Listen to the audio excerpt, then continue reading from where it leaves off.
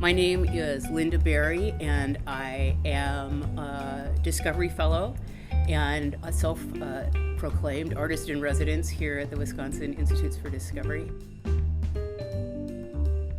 Instead of producing this fine piece, what if we make it like the drawing boards here at WID, where it's somebody just getting their idea out, so it won't be restricted to just people who can draw or can't draw. Then I thought, what if we try to talk to every age person? And the question is, what will the university be like in 100 years? And so I've been going to elementary schools, and also I've conducted a couple workshops on campus that are comprised of faculty, staff, and people from the community. And what's interesting is the kids, even though they also kind of see a little bit of doom in the future, there's an exuberance to the stuff that they invent.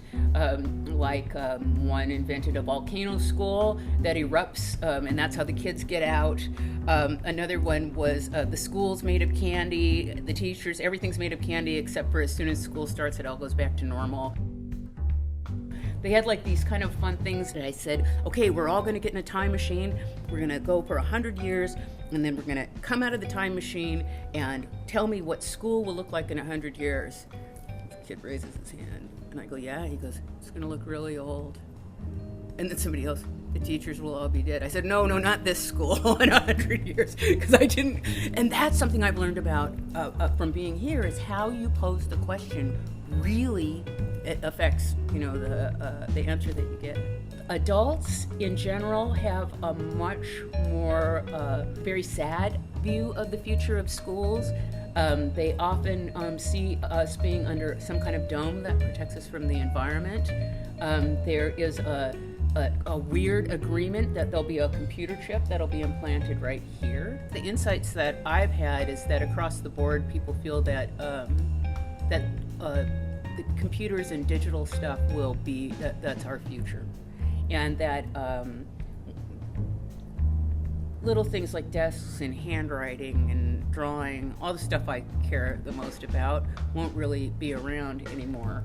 The only thing that made me feel a little bit hopeful was when the kids would gesture for computers, how computers will work. They gestured like this. They gestured in space, so they were actually using their hands. The adults imagine buttons.